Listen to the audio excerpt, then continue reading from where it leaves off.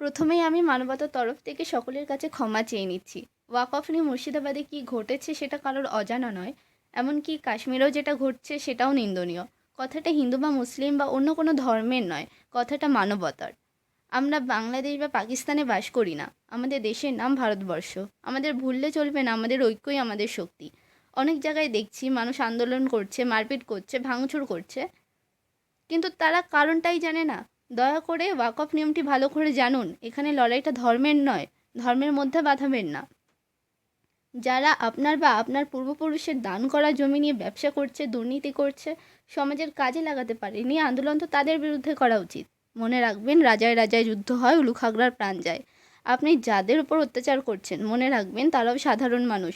তারাও দিন আনা দিন খাওয়া শ্রমিক বা কৃষক। দুর্নীতির বিরুদ্ধে আওয়াজ তুলুন।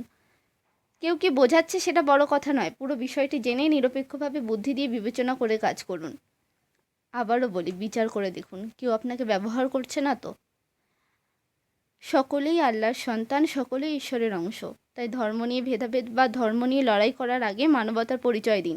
মানুষ হিসাবে জন্মগ্রহণ করতে পেরেছেন বলেই আজ আপনার ধর্ম আছে। তাই মানবতার যথোপযুক্ত ব্যবহার করুন। ভুলবেন না, আমরা মানুষ, পৃথিবীর সর্বোৎকৃষ্ট জীব।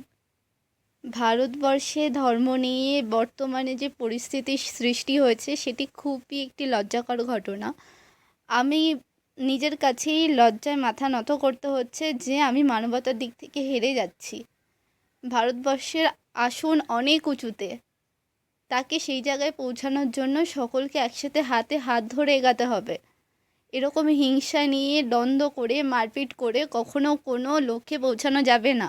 একে অপরকে ভালোবাসুন, প্রত্যেক ধর্মের মানুষকে ভালোবাসুন, একে অপরের হাত ধরে এগিয়ে চলুন। ভারত একদিন আবার তার শ্রেষ্ঠ আসন গ্রহণ করবে।